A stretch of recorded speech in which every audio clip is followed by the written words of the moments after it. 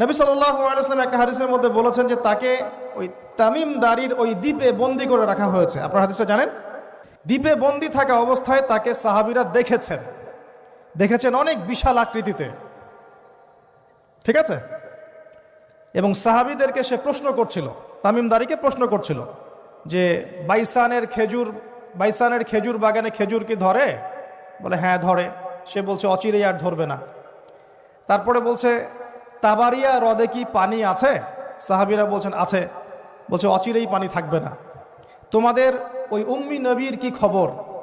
তখন সাহাবীরা বলছেন যে তিনি মক্কা থেকে মদিনায় হিজরত করে এসেছেন, বদরের যুদ্ধ হয়েছে, বালতির মতো তার অবস্থা, একবার এদিকে পাল্লা ভারী হয়, একবার এদিকে পাল্লা ভারী হয়। মানে বদরে জিতেছেন, উহুদে বিপর্যস্ত হয়েছেন।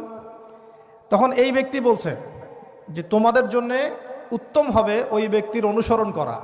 দাজ্জাল এই কথা বলছে, তোমাদের জন্য উত্তম হবে ওই উম্মি নবীর অনুসরণ করা। তখন সাহাবীরা জিজ্ঞাসা করছেন আপনি কে? তো সে বলছে যে আমি হচ্ছি দাজ্জাল।